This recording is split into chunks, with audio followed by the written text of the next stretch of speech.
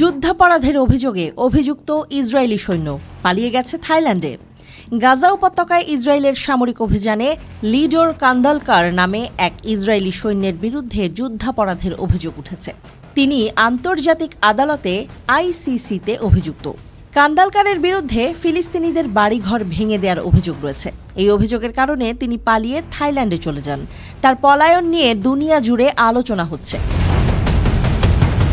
লিডর কান্দালকার ইসরায়েলের সেনাবাহিনীর ভলকানো কোম্পানির কমব্যাট ইঞ্জিনিয়ারিং ইউনিটের সদস্য। হিন্দ রজব ফাউন্ডেশন তাকে যুদ্ধাপরাধী হিসেবে চিহ্নিত করেছে। ফাউন্ডেশনের মতে, গাজার চলমান ইসরায়েলি হামলার সময় কান্দালকারের বিরুদ্ধে ফিলিস্তিনিদের বাড়িঘর ভেঙে দেওয়ার গুরুতর অভিযোগ রয়েছে। এমনকি থাই কর্তৃপক্ষের কাছে কান্দালকারের গ্রেপ্তারের আহ্বান জানানো হয়েছে, যাতে তাকে আন্তর্জাতিক অপরাধ আদালতের মুখোমুখি করা যায়।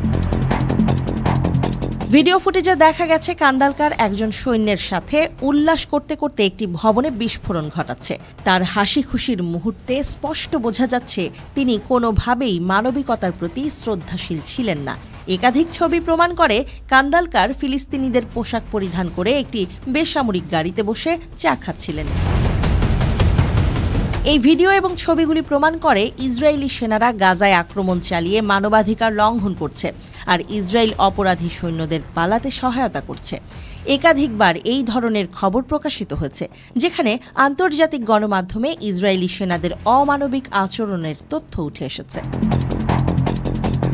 এশিয়ায় ইসরায়েলি সেনাদের পালিয়ে যাওয়ার ঘটনা নতুন নয়। এর আগে গাজার যুদ্ধাপরাধের অভিযোগে অভিযুক্ত একজন ইসরায়েলি সৈন্য শ্রীলঙ্কায় পালিয়ে গিয়েছিলেন। আর এবার লিডর কান্দালকারও একই পথে হেঁটেছেন। তবে প্রশ্ন উঠেছে, কেন আন্তর্জাতিক বিচার ব্যবস্থা এখনও এসব অপরাধীকে শাস্তি দিতে ব্যর্থ হচ্ছে? ইসরায়েলি প্রশাসন নিজেদের সেনাদের বিরুদ্ধে কার্যকর কোনো ব্যবস্থা গ্রহণ করতে প্রস্তুত নয়। সামরিক অভিযানের সময় গাজার সাধারণ মানুষকে লক্ষ্যবস্তু বানানো, বাড়িঘর ধ্বংস করা, স্কুল এবং হাসপাতালের ওপর হামলা সবই যুদ্ধাপরাধের আওতায় পড়ে। যুদ্ধাপরাধের অভিযোগে গ্রেপ্তারের আশঙ্কায় গাজা উপত্যকায় অভিযানে অংশ নেওয়া প্রায় ৩০ জন সেনা ও কর্মকর্তাকে বিদেশ ভ্রমণ এড়িয়ে চলার পরামর্শ দিয়েছে ইসরায়েল। ইসরায়েলের উচ্চপদস্থ কর্মকর্তারা আন্তর্জাতিক অপরাধ আদালত আইসিসির সম্ভাব্য অভিযানের বিষয়ে উদ্বিগ্ন। আইসিসি সম্প্রতি ইসরায়েলি প্রধানমন্ত্রী বেনিয়ামিন নেতানিয়াহু এবং সাবেক প্রতিরক্ষা মন্ত্রী ইয়োভ গ্যালান্টের বিরুদ্ধে যুদ্ধাপরাধের অভিযোগে গ্রেপ্তারি পরোয়ানা জারি করেছে।